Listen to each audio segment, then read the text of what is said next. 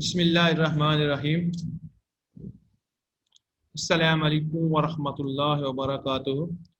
I am Muhammad Idris, your physics teacher. Welcome to first year physics class.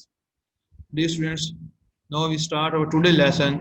Our today lesson is chapter 2, exercise numerical. Now our numerical 14, that is there are two vectors. Suppose A and B vectors are there. Their dot and cross product of two vectors are 6 under root 3 and 6 respectively. Find the angle between the vectors.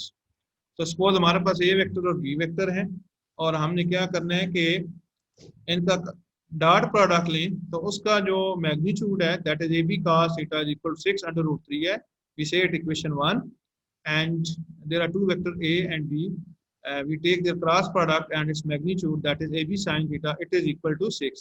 We say it equation 2.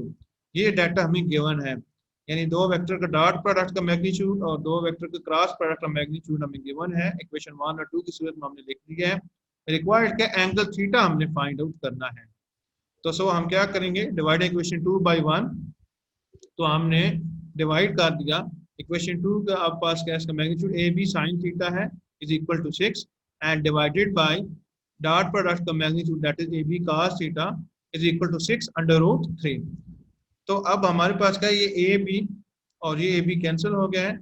तो आप पास क्या आ गया sine theta और cos theta that is equal to tangent theta and ये 6 और 6 cancel हो गया है is equal to 1 by under root 3. और यहाँ से हमने क्या करना है, थीटा हमने फाइंड आउट करना है जो जैसे हमें रिक्वायर्ड है. हमने थीटा फाइंड आउट करना है तो क्या कर लेंगे, tan इनवर्स ले लेंगे. tan इनवर्स ले लिया that is 1 by under root 3. तो इसको हमने सॉल्व किया तो हमारे पास एंगल थीटा क्या आ गया, 30 डिग्री आ गया. अब आपका एक क्वेश्चन उठता है कि सर हमने कहा कि डिवाइडिंग इक्वेशन 2 by 1 तो 1 by 2 क्यों नहीं किया. इसलिए नहीं किया कि हमें पता है ऑलरेडी के डायरेक्शन के लिए हम क्या करते हैं, टेंजेंट थीटा यूज करते हैं. तो वहां से हम क्या करते हैं, थीटा इक्वल tan इनवर्स लेते हैं. सो इसलिए हमने क्या किया 1 को 2 पे नहीं डिवाइड किया बल्कि 2 डिवाइड बाई 1 ताकि साइन थीटा ऊपर आ जाए और cos थीटा क्या आ जाए डिनोमिनेटर में हो. तो इसी तरीके से क्या है टेंजेंट थीटा पॉसिबल है. तो सो हमने फिर क्या कहा डिवाइडिंग इक्वेशन 2 by 1 ना कि 1 by 2. तो सो ये रीजन आपके पास. Our next question, that is question 15. A load of 10 Newton is suspended from a clothesline and it distorts the line so that it makes an angle of 15 degree with the horizontal at each end. Find the tension in the clothesline. तो D students आपके घर में देहात का अमूमन आपने अक्सर देखा होगा कि घरों में एक तार सी बांध दी जाती है कपड़े हैंग करने के लिए, क्लोथ लाइन या क्लोथ वायर आपने घरों में अक्सर देखा होगा. अब क्या हुआ है कि हमने इस तार के ऊपर जो है कपड़े डाले हैं या इस पे क्या कर दिया, कोई लोड जो है वो लटका दिया है. तो हमने सपोज जो लोड हैंग करवाया है वो क्या 100 न्यूटन का है. वेट आपके पास क्या 10 न्यूटन वेट आपके पास 10 न्यूटन का वेट हमने इसके साथ हैंग करा दिया. तो इससे क्या हुआ है, वेट की डायरेक्शन नीचे की तरफ है और tension T in the string है वो अपवर्ड है. और ये जो एंगल है, पहले ये वायर क्या थी बिल्कुल स्ट्रेट थी, अब क्या ये वायर सेंटर में बेंड होकर नीचे की तरफ झुक गई है और उसने एक्स एक्सिस का जो एंगल बनाया है वो 15 डिग्री का एंगल बना दिया है. अब हमारे पास क्या है, जो एंगल थीटा आप पास बन रहा है एक्स एक्सिस है वो 15 डिग्री बन रहा है. वेट हमारे पास क्या है 10 न्यूटन है. हमने tension T in the string जो है जो वायर में या क्लॉथ लाइन में जो टेंशन टी पैदा हुई है वो हमने क्या करनी है, फाइंड आउट करनी है. तो डिस्टेंस का मतलब कि हम इक्वेशन ऑफ इक्विलिब्रियम अप्लाई करेंगे. अब एक फर्स्ट कंडीशन ऑफ इक्विलिब्रियम क्या थी, sum of all the forces acting on body that must be equal to 0. तो उसमें क्या था, sum of all force sigma F X is equal to 0 था और sigma F Y is equal to 0 था. आप क्योंकि इस इक्वेशन में देखें अलोंग एक्स एक्सिस की कोई डायरेक्शन नहीं है, यानी कोई इसकी मोशन नहीं है अलोंग एक्स एक्सिस डायरेक्शन में. तो सो अपवर्ड फोर्सेस अप्लाई हो रही है या डाउनवर्ड फोर्सेस क्या हो रही है, अप्लाई हो रही है. तो इसका मतलब क्या होगा, sigma F Y is equal to 0. हम क्या करेंगे, sigma F Y is equal to 0 apply करेंगे और हम जो है ये फाइंड आउट करेंगे. अब इसमें देखें स्टूडेंट्स तो दो फोर्सेज हैं, या फोर्सेज अपवर्ड अप्लाई हो रही है या फोर्सेस कहाँ हो रही हैं, डाउनवर्ड अप्लाई हो रही हैं। वेट आपके पास क्या डाउनवर्ड है, और tension T in the string ये आपके पास अपवर्ड फोर्सेस क्या हो रही हैं, अप्लाई हो रही हैं। तो ये आप देख रहे हैं sigma F Y is equal to 0 में सम ऑफ अपवर्ड फोर्सेस, जो अपवर्ड है that is tension T in the string, और दूसरी आपके पास क्या है equal to sum of downward forces. तब ये क्या करेंगे, इसको बैलेंस करेंगे, इक्विलिब्रियम की हालत में लेके आएंगे। अब स्टूडेंट इस दूसरी डायग्राम को देखें तो हमने क्या किया है यहाँ पे इसको, क्योंकि ये टेंशन टी और वेट ये दोनों फोर्स में कंसिडर होते हैं, हमने क्या कर दिया इसको कंपोनेंट्स में डिवाइड कर दिया वेक्टर फॉर्म में। तो ये आपके पास क्या है टी cos 15, ये इसका एक्स कंपोनेंट है, और इस डायरेक्शन में ये आपके पास जो है अपवर्ड डायरेक्शन में टी sin 15, ये आपके पास इस साइड का है, ये वाली जो वायर है इस साइड पे जो, और इधर भी क्योंकि ये लोड जो है सेंटर में है, तो लिहाजा जो टेंशन टी जो है वो दोनों साइड पे सेम टेंशन टी क्या हो रही है, पैदा हो रही है। इसे T1 और T2 नहीं कहना, बल्कि इक्वल जो है टेंशन T जो है वो T1 T2 is equal to T10 सब में इक्वल हो रही है, क्योंकि सेंटर में हमने वेट जो है हैंग कर रखा है और इक्वल एंगल क्या बांधा है यहाँ पर। तो सो दोनों इस साइड पे भी और इस साइड पे टेंशन T क्या होगी, सेम होगी। तो ये जो लाइन आपके पास क्या है कंबाइंड लाइन है जी। तो ये इसकी भी क्या है T sin 15 अपवर्ड डायरेक्शन में, एरो अपवर्ड का मतलब कि इसकी डायरेक्शन ऊपर की तरफ है, और ये वेट क्या है ये डाउनवर्ड है। अब हमने यहाँ पे अप्लाई कर लिया अपवर्ड फोर्स क्या है टी साइन थीटा, ये आपके पास लेफ्ट साइड की, और ये आपके पास क्या है राइट साइड की टी साइन थीटा, दोनों ऐड कर दिए, और इज इक्वल टू क्या है डाउनवर्ड फोर्स है that is W is equal to 10 newton. तो सो ये आपके पास डब्ल्यू है, इन दोनों को हमने ऐड किया तो 2 टी साइन थीटा आ गया इज इक्वल टू डब्ल्यू। और यहाँ से हमने क्या है हमें टी टेंशन टी चाहिए जो हमने फाइंड आउट करनी थी। सो आपके पास क्या है 2 नीचे जाके डिवाइड हो गया है, और साइन थीटा डिवाइड हो गया W over 2 T sine theta, और वेट की वैल्यू हमारे पास क्या 10 न्यूटन है, और 2 और साइन क्या है यहाँ पर 15 है जी। साइन 15 आप कैलकुलेटर से यूज कर लें या टेबल से देख लें इसकी वैल्यू। तो ये हमने वैल्यू इंसर्ट करके कैलकुलेट की, तो हमारे पास टेंशन टी की जो वैल्यू आ गई है दैट इज 19.3 न्यूटन आ गई है। तो dear students, if you have any confusion then you can ask question please.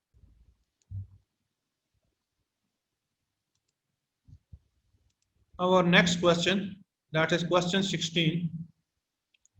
A tractor weight 15,000 Newton crosses a single span bridge of weight 8,000 Newton and of length 21 meter. The bridge is supported half a meter from entire end. The tractor's front wheel takes 1/3 of the total weight of the tractor, and the rear wheels are 3 meters behind from the front wheel. Calculate the force on the bridge supports when the rear wheels are at the middle of the bridge span. आप ये distance देखें, ये diagram है, तो ये एक bridge है, पोल है जैसे आप कहते हैं, ठीक है जी। ये आप पास एक ब्रिज है, इसकी लंबाई जो है वो 21 मीटर है टोटल, यहाँ से लेके यहाँ तक जो इसकी लंबाई है स्टूडेंट्स ये है 21 मीटर, जैसे क्वेश्चन स्टेटमेंट में दिया गया। कहते हैं आधा मीटर जो है वो इस जो हमने सपोर्ट दे रखी है ब्रिज को, आधा मीटर जगह जो पुल है वो यहाँ तक इतनी कंज्यूम होगी, हाफ मीटर इधर होगी यूज, ठीक है, और हाफ मीटर जो है वो इधर यहाँ तक यूज हो रही है। अब जो दरमियान में फासला रह गया है, जो ब्रिज की लेंथ रहेगी वो 20 मीटर रहेगी। अच्छा जी, अब क्या ये ट्रैक्टर जो है ये मूव कर रहा है, तो कहते हैं इसका जो फ्रंट व्हील है ये आपके पास 1/3 of A total weight of tractor है। कहते हैं ट्रैक्टर का अपना वेट जो है वो 15,000 न्यूटन है। ये ट्रैक्टर का पूरा अपना जो वेट टोटल वेट है वो 15,000 न्यूटन है ट्रैक्टर का वेट, और उसका कहता है जो अगला पहिया है इसका वेट जो 1/3 of A total weight of A tractor है। इसका मतलब क्या होगा कि जो फ्रंट व्हील है उसका जो वेट है वो क्या है 5,000 न्यूटन है। लेकिन आप 15,000 का 1/3 निकालें तो डेफिनेटली जो फ्रंट व्हील का वेट होगा वो आप पास क्या है 5,000 न्यूटन होगा। पता चला कि जो फ्रंट व्हील है उसका वेट क्या है 1/3 of A total weight of A tractor mean weight of front wheel आपके पास क्या है 5000 न्यूटन है। तो वेट ऑन रियर व्हील जो है वो आपके पास क्या है 10,000 न्यूटन है। डेफिनेटली 15,000 में से 5,000 आप माइनस करेंगे, पीछे क्या रह जाएगा 10,000 रह जाएगा।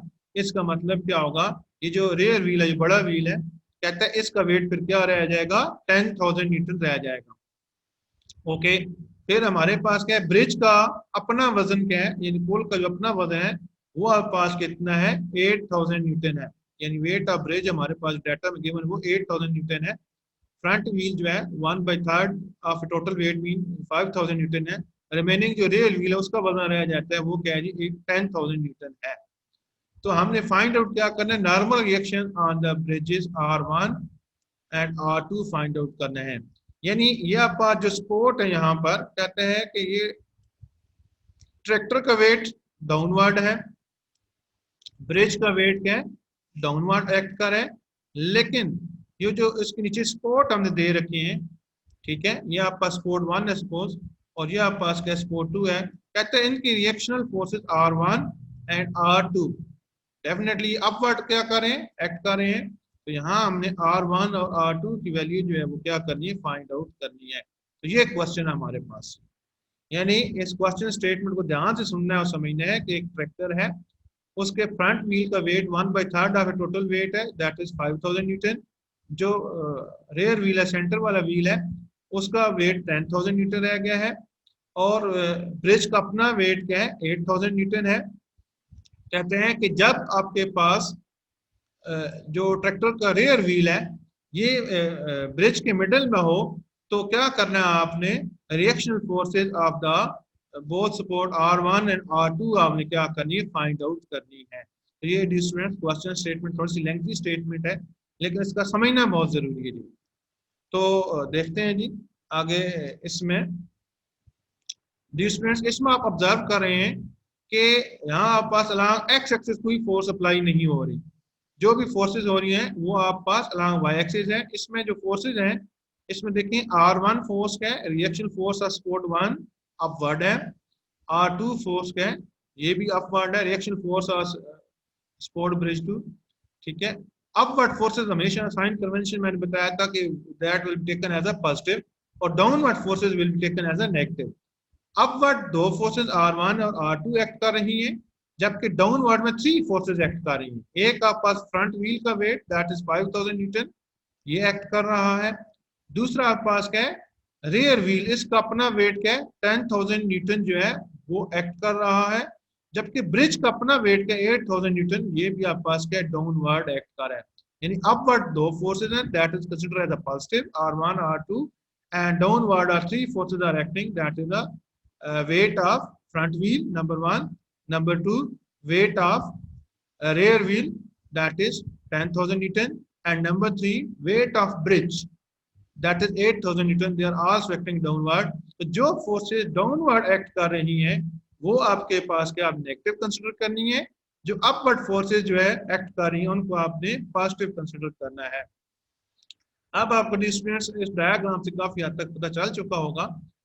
अब हम क्या करते हैं, इसमें फर्स्ट कंडीशन ऑफ इक्विलिब्रियम जो है वो अप्लाई कर देते हैं, that is sigma Fy is equal to 0। Sigma Fy is equal to 0 हमने अप्लाई कर दिया। अब इसमें देखें students R1 force plus R2 force, ये क्योंकि अपवर्ड थी ये दोनों पॉजिटिव होगी। अब आपके पास क्या है 5,000 क्या है, ये वेट कौन सा है, ये आपके पास फ्रंट व्हील का वेट है। फ्रंट व्हील का जो वेट है दैट इज एक्टिंग डाउनवर्ड, सो ये माइनस है।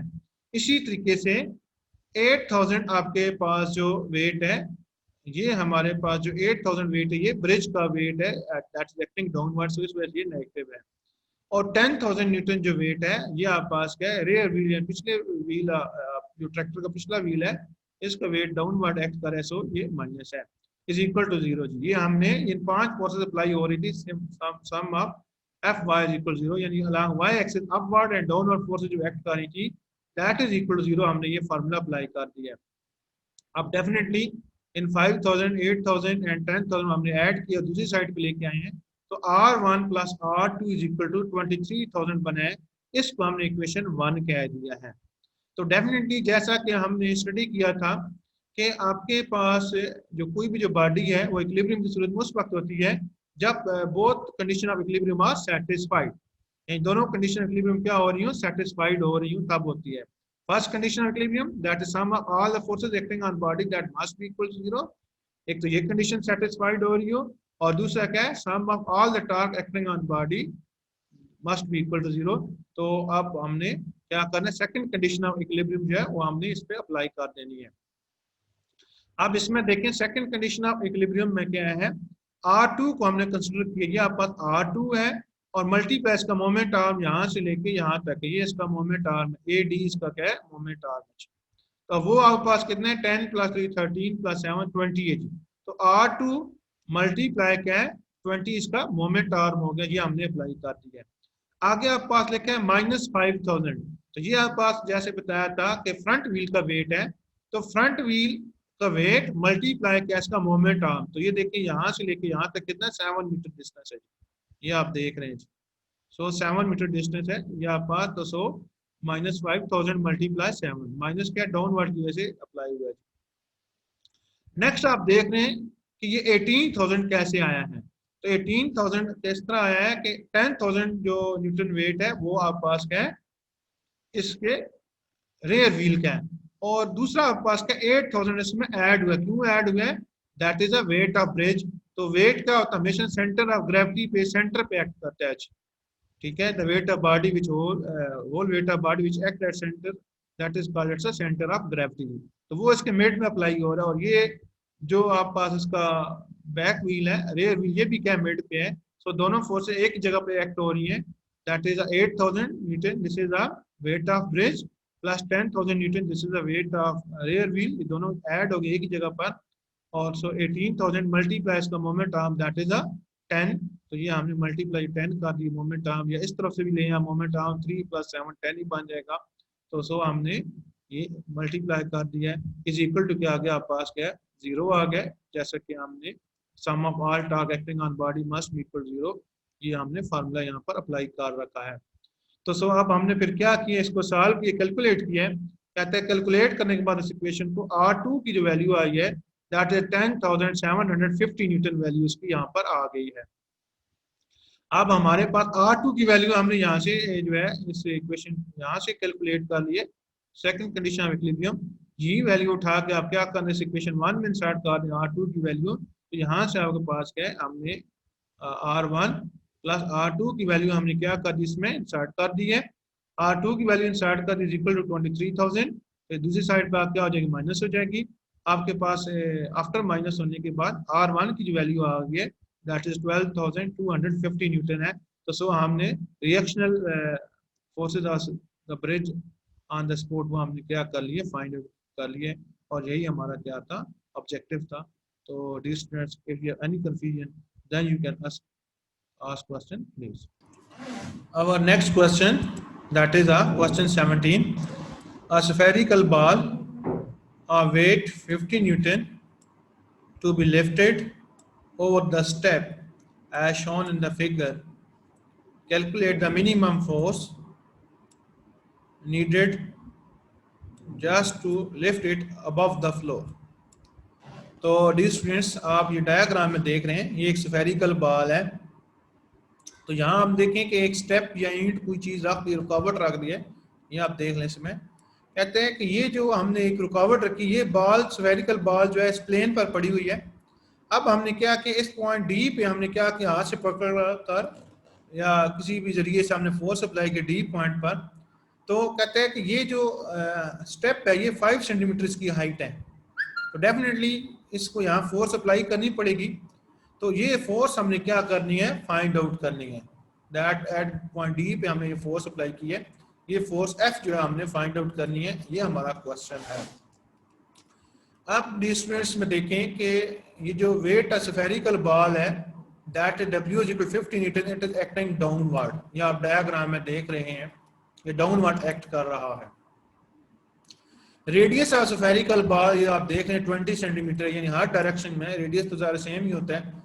अब इसमें देखें कि OC रेडियस ये भी 20 होगा, यहाँ आप यहाँ इस जगह पे कोई और पॉइंट लिख लें तो यहाँ पर भी रेडियस क्या है, ये लाइन ये भी 20 सेंटीमीटर होगा, और यहाँ से लेके यहाँ तक जो रेडियस होगा, रेडियस हर जगह सेम होगा, दैट इज 20 सेंटीमीटर। अब इसमें डिस्टेंस हमारे पास ओ से लेके डी तक जो फासला वो गिवन है, दैट इज 10 सेंटीमीटर। और ये आपके पास क्या होगा, ओ बी जो फासला है। अब देखिए हमने ये कैसे फाइंड आउट किया है, टोटल डिस्टेंस ओ सी जो रेडियस है वो 20 सेंटीमीटर है, और ये बी सी डिस्टेंस हमें गिवन है 5 है जी। ये बी से लेके सी तक, क्योंकि ये स्टेप जो है इसकी जो हाइट है वो 5 सेंटीमीटर है, तो हमने बी सी की वैल्यू यहाँ से पता चला ली। अब बी सी की वैल्यू जो है उस ओ सी से माइनस कर ली, तो पीछे आपके पास क्या बच गई, ओ बी की वैल्यू बच गई है जी। तो that is equal to 15 centimetre. इस तरीके से हमने फाइंड आउट कर लिया है, और ये ओ की वैल्यू ऑलरेडी हमें डायग्राम में क्या गिवन है। अब हमने जैसे बताया कि इस डी पॉइंट पे जो फोर्स अप्लाई हो रही है एफ जो है, वो फोर्स हमने यहाँ पर क्या करनी है, फाइंड आउट करनी है।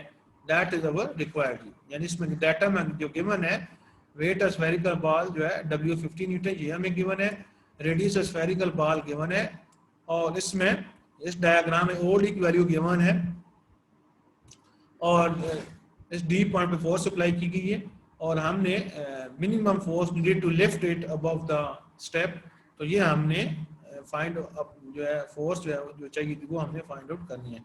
अब इसमें डिस्टेंस देखें कि ये बॉडी यहाँ इस पॉइंट को, जिस जगह पर ए पॉइंट पे एक्ट कर रही है, इसको आप क्या कर लें, आप ऑरिजिन मान लें, यहाँ इसका पिवट पॉइंट मान लें। पिवट पॉइंट को हमने डिटेल में स्टडी किया था अपने टॉपिक में, तो इसको आप पिवट पॉइंट मान लें। ये यहाँ आप क्या करें कि यहाँ पर आपने क्या कर लेना, इसका मोमेंट आर्म इधर ले लेने इसके हिसाब से।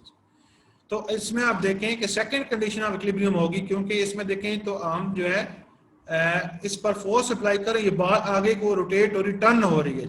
इसका मतलब जब बॉल टर्न हो रही है, इसका मतलब कि इसमें टॉर्क पैदा हो रही है, रोटेशन पैदा हो रही है हल्की जी, तो इसका मतलब क्या है, हमने सेकंड कंडीशन ऑफ इक्विलिब्रियम जो है वो अप्लाई करनी है। तो सेकंड कंडीशन ऑफ इक्विलिब्रियम हम इस पे अप्लाई करेंगे, that is sum of all torque acting on body must be equal to 0। तो अब हम क्या कर रहे हैं कि इस ए पॉइंट पर हमने taking moment about point A, तो ए पॉइंट पे हमने क्या कर इसका मोमेंट ले लेना है। तो वो आपके पास क्या होगा, ये फोर्स एफ इस पॉइंट डी पे अप्लाई हो रही है, that is force F multiply इसका मोमेंट आर्म क्या होगा, वो आपके पास क्या है, यहां से लेकर ये आपके पास बी मल्टीप्लाई डी। तो ये आप पास देखें, तो ये आप पास फोर्स एफ जहां पे एक्ट कर रही है मल्टीप्लाई बी डी का मैग्नीट्यूड, तो ये आप पास क्या है, बी से लेके डी तक ये फासला यहाँ पर, ये देखिए ये इसका मोमेंट आर्म यहाँ तक बन रहा है पॉइंट ए के सामने तक, यानी ये देखिए इस पॉइंट डी पे हमने अगर फोर्स एफ यहाँ पे अप्लाई किए ना, कहते हैं कि फोर्स एफ जिस जगह पे अप्लाई मल्टीप्लाई ये इसका मोमेंट आर्म बी डी बन गया, ये बी डी का मैग्नीट्यूड हमें चाहिए। ये आप पास ये वो है जो इस पॉइंट पे हमने फोर्स अप्लाई की है, और इसी तरीके से माइनस डब्ल्यू जो है ये डाउनवर्ड एक्ट कर रहा है, तो माइनस डब्ल्यू मल्टीप्लाई क्या होगा, इसका मोमेंट आर्म ये ए बी होगा। ये देखिए ना, ये वेट भी जो क्या आप पास फोर्स है, ये बी पॉइंट पर नीचे की तरफ एक्ट कर रही है, तो इसका मोमेंट आर्म फिर क्या होगा, W weight acting downward as a force multiply moment arm A B. तो ये मोमेंट आर्म ए बी जो है यहाँ पर एक्ट कर रहा है, तो ये हमारे पास इस केस में इसका मोमेंट आर्म होगा। तो ये हमने क्या करना है, मोमेंट आर्म जो है असल में फाइंड आउट करना है। तो सो आपके पास फार्मूले में क्या हो गया, माइनस डब्ल्यू, क्योंकि ये डब्ल्यू जो है डाउनवर्ड है, इस वजह से यहाँ इसके साथ जो साइन कन्वेंशन है माइनस आया है, और मल्टीप्लाई क्या ए बी इसका मोमेंट आर्म है, इज इक्वल टू 0। हमने सेकंड कंडीशन ऑफ इक्विलिब्रियम क्या कर दी, इस पर अप्लाई कर दी है।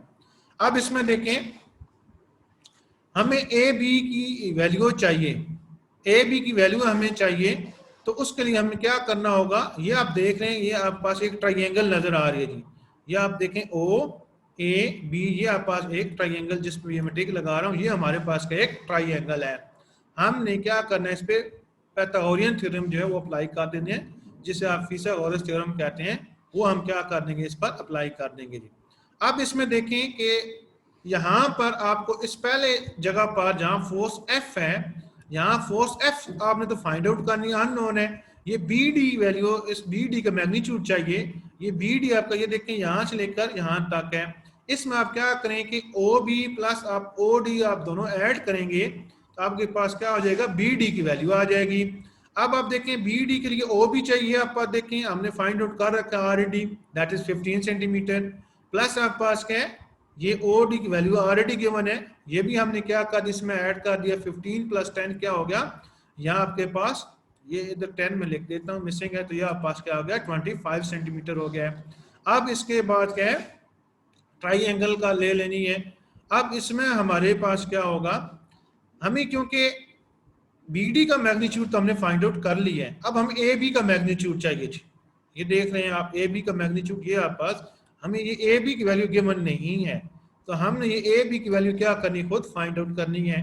अब ये आपका जो ट्राइंगल है राइट ट्राइंगल है दैट इज OAB, इस पे हमने पाइथागोरियन थ्योरम अप्लाई कर देना है, that is hypotenuse square is equal to base square plus perpendicular square, तो वो हमने क्या कर दिया अप्लाई कर दिया, और उसको हमने क्या करना है फिर रीअरेंज करना है। हमें ये बेस चाहिए, ये यहाँ ए बी क्या आपके पास बेस है, ओ ए आपके पास क्या है हाइपोटेन्यूज है, और ओ बी इसमें क्या है परपेंडिकुलर है, तो हमने ये फार्मूला अप्लाई कर दिया O A square that is hypotenuse square is equal to A B base square plus O B perpendicular square. तो हमने क्या कर लिया इसको रीअरेंज करके, क्योंकि हमें तो बी डी चाहिए था, तो हमने क्या कर इसको रीअरेंज किया, तो रीअरेंज करने के बाद A B square is equal to क्या आ गया ओ ए इसके मैग्नीट्यूड का स्क्वायर माइनस ओ बी इसके मैग्नीट्यूड का स्क्वायर, तो ओ ए की वैल्यू आपके पास क्या है गिवन है, वो हमने इसमें क्या कर दी इंसर्ट कर दी, क्योंकि ये ओ ए आप देखें रेडियस ऑफ सर्कल है, ये देखें ओ से लेके ए तक ये रेडियस ऑफ सर्कल है जो हमें गिवन है 20 सेंटीमीटर है, तो हमने क्या कर दी यहाँ पर उसकी वैल्यू ये देखें 20 का स्क्वायर ले लिया, माइनस आपके पास क्या है ओ बी है, तो ओ बी की वैल्यू देखें 15 ऑलरेडी हमने फाइंड आउट कर रखी है, तो हमने क्या कर यहाँ पर 15 का स्क्वायर अप्लाई कर दिया, तो आफ्टर कैलकुलेशन हमारे पास क्या आ गया, यानी कि फाइंड आउट करने के बाद 175 आ गया। ये ए बी ऐसा कि हमारे पास क्या है हमें मैग्नीट्यूड का स्क्वायर नहीं चाहिए, हमें सिर्फ मैग्नीट्यूड चाहिए, तो हम क्या करते हैं दोनों तरफ स्क्वायर रूट ले लेते हैं, यहाँ पास क्या है ए बी का मैग्नीट्यूड उसका square value and square root cancel हो जाता है, और आप पास 175 पे क्या आ जाएगा इसका स्क्वायर रूट आ जाएगा, इससे आप जो है कैलकुलेट करेंगे तो ये आप पास क्या आ जाएगा नियर वैल्यू क्या आ गई 13 आ गई जी। अब हमने ए बी की वैल्यू इंसर्ट कर ली है, अब हमने क्या करना है ए बी की वैल्यू भी फाइंड आउट कर ली है और आपके पास बी डी की वैल्यू भी फाइंड आउट कर चुके हैं, अब हमने क्या करना है दोनों वैल्यू उठा के इस इक्वेशन 1 में इंसर्ट कर देनी है। ये आप पास क्या इक्वेशन 1 है, ये हमारे पास क्या डिस्टेंस इक्वेशन 1 है, इसके गिर्द मैं बॉक्स लगा रहा हूँ, तो इसमें आप देखें तो फोर्स हमारे पास क्या अननोन है, ये देखिए फोर्स अननोन है, ए बी डी की वैल्यू हमारे पास देखें 25 है जो हमने कैलकुलेट की, ये देखें हमने 25 वैल्यू इंसर्ट कर दी, आगे आप पास वेट माइनस डब्ल्यू है, तो वेट की वैल्यू क्या आप पास 50 न्यूटन है, and multiply its moment of that is 13 हमने क्या किया कैलकुलेट किया है, that was the A B magnitude, और हमने इज इक्वल टू 0 है, उसके बाद हमने कैलकुलेट किया है, तो F इज इक्वल 26 न्यूटन आ गया जी। जी हाँ, तो minimum force which is needed to lift it above the floor F that is 26 newton है। तो जी डी स्टूडेंट्स हमारे पास का आंसर क्या है 26 न्यूटन है। If you have any confusion then question please. Now next question that is question 18। A uniform spherical ball, a uniform sphere of weight 10 Newton is held by a string attached to a frictionless wall so that the string makes an angle of 30 degree with the wall as shown in the figure. We have to find out attention T in the string and second B part, that is force exerted on the wall by the sphere. Force exerted on the sphere bye the wall, ये हमने क्या करना है find out करना है। तो D students ये आप देख रहे हैं ये आप पास एक स्फीयर है और इसका वेट जो 10 न्यूटन है, ये देखें हमने इसको क्या किया एक धागे के साथ थ्रेड के साथ या रस्सी के साथ क्या किया बांधा हुआ है, और यहाँ ये आप पास के वॉल है, ये आप पास क्या है ये दीवार है, इस दीवार के साथ हमने हैंग करा रखा है।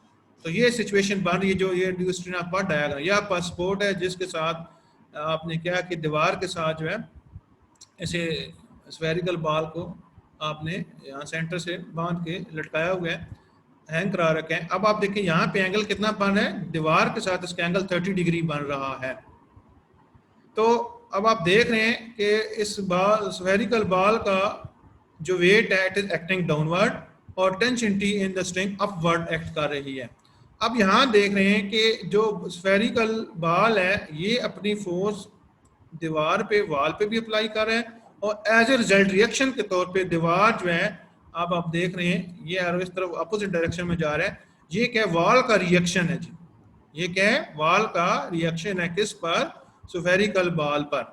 यानी यहाँ आपके पास क्या है, स्फेरिकल बाल अपनी फोर्स जो है वो दीवार पे अप्लाई कर रही है और इतनी इक्वल फोर्स क्या है थर्ड लॉ ऑफ मोशन के तहत रिएक्शन जो है आर एन जो है नॉर्मल रिएक्शन है, ये आप पर वो फोर्स है जो कि वाल क्या कर रही है, स्फीयर पर अप्लाई कर रही है। अब स्टूडेंट जैसा कि हमने देख लिया कि स्फीयर का वेट जो है वो 10 न्यूटन है, एंगल थीटा जो है वो 30 डिग्री है, ये गिवन है। रिक्वायर्ड क्या है, ए पार्ट में हमने फाइंड आउट करना है tension T in the string. ये आप देख रहे हैं tension T in the string है अपवर्ड डायरेक्शन में, ये हमने एक तो फाइंड आउट करना है। दूसरा क्या है, आर एन नॉर्मल रिएक्शन, यानी that is a force exerted by the wall on the sphere, ये हमने क्या करना है, फाइंड आउट करना है। आप स्टूडेंट्स देख लें कि इसकी जो मोशन है अलॉन्ग वाई एक्सिस है, यानी कि अलॉन्ग एक्स एक्सिस की कोई मोशन नहीं है। सो इक्विलिब्रियम जो फर्स्ट कंडीशन इक्विलिब्रियम वो अलॉन्ग वाई एक्सिस क्या होगी, यूज होगी। तो sigma F Y is equal to 0 means sum of all the forces acting on body along Y axis that is equal to 0। अब इसमें क्या है, दो तरह की फोर्सेज होंगी, सम ऑफ अपवर्ड फोर्सेस, इन अपवर्ड कितनी फोर्सेज अप्लाई हो रही हैं इज इक्वल टू क्या, सम ऑफ डाउनवर्ड फोर्सेज। तो तब क्या होगा, आपके पास net force along Y axis क्या होगी, सिग्मा एफ वाई इक्वल 0 होगी। अब इसमें देख रहे हैं कि इसमें हमने क्या किया है कि ये एंगल थीटा है, तो इसको हमने क्या किया, इसके कंपोनेंट में रिजॉल्व किया है। तो ये आप देख रहे हैं कि ये अलॉन्ग ये इसका क्या है कि थीटा के सामने वाली साइड हमेशा क्या होती है, परपेंडिकुलर होती है। ये इसका वर्टिकल कंपोनेंट है टेंशन टी का, ये आपके पास क्या है टी साइन 30 डिग्री, ये इसका वाई कंपोनेंट है। और इस तरह ये आपका दीवार के साथ जो है इसका वाई कंपोनेंट है टेंशन का, that is T cos 30 degree.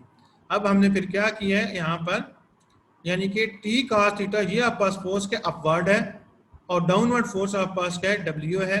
हमें यहाँ क्या चाहिए, टेंशन टी फाइंड आउट करनी है। टेंशन टी फाइंड आउट करनी है, तो ये कॉस थीटा जो साथ मल्टीप्लाई हो रहा है दूसरी साइड पे क्या हो जाएगा, डिवाइड हो जाएगा। और वेट आपके पास क्या है, ये हमारे पास 10 न्यूटन है, हमने इसकी वैल्यू इंसर्ट कर दी। आगे एंगल 30 डिग्री, सो cos 30, इसमें वैल्यूज इंसर्ट कर दी और after calculation tension T in the string जो वो आपके पास क्या है 11.6 न्यूटन आ गया है। अब आपके पास क्या है नेक्स्ट इसी क्वेश्चन का बी पार्ट है, यानी यही आपके पास जो बी पार्ट है, इसी डायग्राम देखें, उसी डायग्राम को हम लेके आगे चल रहे हैं। तो वो गिवन डाटा है, वेट 10 न्यूटन है, एंगल थीटा 30 डिग्री है, we have to find out the normal reaction that is it's mean force exerted by the wall on the sphere, ये हमने क्या करना है, फाइंड आउट करना है। अब आप देख रहे हैं कि ये आपके पास अब ये जो बी पार्ट है, यहाँ अब आप इस हवाले से आप क्या अलॉन्ग एक्स एक्सिस को डील कर रहे हैं, क्यों कि अपवर्ड एंड डाउनवर्ड जो था वो अलॉन्ग वाई एक्सिस था। अब आपके पास क्या है, जो स्फेरिकल बाल है वो इस दीवार पर फोर्स इस तरफ नेगेटिव एक्स एक्सिस में अप्लाई कर रहा है, जबकि एज ए रिजल्ट क्या है, जो दीवार है वो वाल जो है वो इस पर क्या है अलॉन्ग पॉजिटिव एक्स एक्सिस क्या कर रहा है, एज ए रिजल्ट जो फोर्स अप्लाई कर रहा है। तो सो अब हमने क्या करना है, sigma F F X is equal to 0, यानी sum of all the forces acting on body along X axis is equal to 0, यानी sigma F X is equal to क्या होगा, 0 होगा। अब इसमें हमने क्या करना है, यानी कि इस कंडीशन को अप्लाई करना है, तो क्या होगा, sum of right hand forces, यानी राइट साइड पे कितनी है फोर्सेस हैं, is equal to sum of left hand forces, यानी राइट हैंड साइड पे कितनी फोर्सेस हैं, is equal to sum of that is a left hand side. तो ये हमने क्या करना है कि sum of right hand side forces के आप ये देखें, राइट हैंड साइड पे ये नॉर्मल रिएक्शन है दैट इज आर एन, ये आपके पास है, इज इक्वल टू क्या है लेफ्ट साइड पे क्या आपके पास, तो ये आप देख रहे हैं that is a T sine theta, ये आपके पास फोर्स क्या है अलॉन्ग नेगेटिव यानी लेफ्ट हैंड साइड पे है। अब हमने क्या करना है, टेंशन टी की वैल्यू हम पहले फाइंड आउट कर रहे हैं, R N is equal T sine theta, T is a tension in the string, तो ये वैल्यू हम क्या है आर एन की वैल्यू हमने फाइंड आउट कर ली tension T in the string. तो सो आपके पास टी की वैल्यू जो है वो 11.6 है, और साइन 30 डिग्री है क्योंकि यहाँ एंगल कितना बन रहा है 30 डिग्री का बन रहा है, तो सो हमारे पास angle is 30 degree and then हमने आफ्टर कैलकुलेशन तो normal reaction that is exerted by wall on the sphere वो हमने कैलकुलेट कर लिया है and it is 5.77 newton. Thank you dear student.